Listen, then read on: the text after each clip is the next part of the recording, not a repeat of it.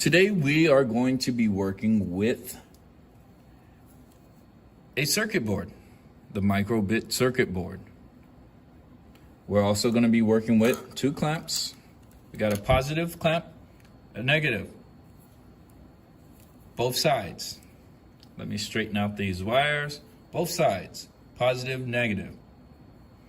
Then we have a LED. This is what we're going to be lighting, is an LED. Making sure our circuit board will light this with the power source, of course. Could either be hooked up to the laptop or we will have a battery pack for our power source.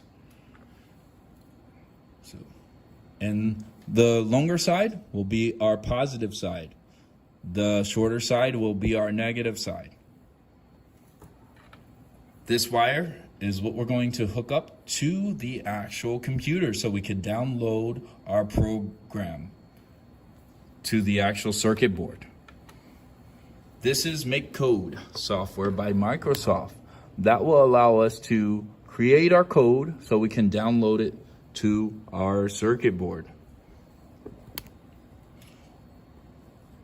More like uploading it to the circuit board. Let's go ahead and get started. We have our circuit board.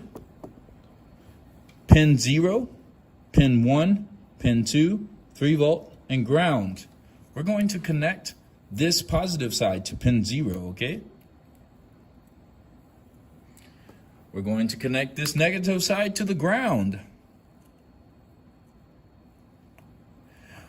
Overall, we are going to make sure that this project for button A and button B is included, because button A will turn on the LED, button B should turn off the LED.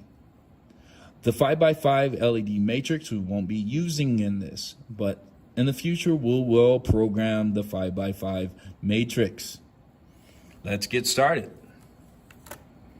We are going to also connect this LED. Remember I said the longer side will be the positive, so we'll connect it to our red.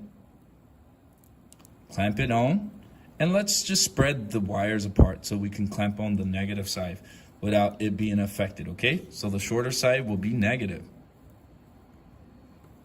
I'll go ahead and set that down here so we can go ahead and get into the programming side. So we'll go ahead and get into the programming side right here. And since we're taking in inputs such as the button A and button B, drag and drop your inputs to the platform, which our inputs will be A and B for this case. When the button A is pressed, it's going to have an action associated with that. Then when the button B is pressed, it's going to have an action associated with that.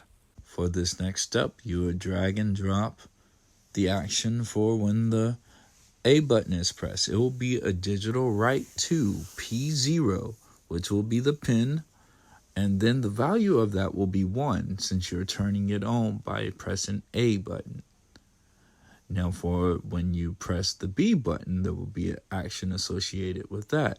It's similar to the first action associated with A, except for the value will be 0 since you're turning it off.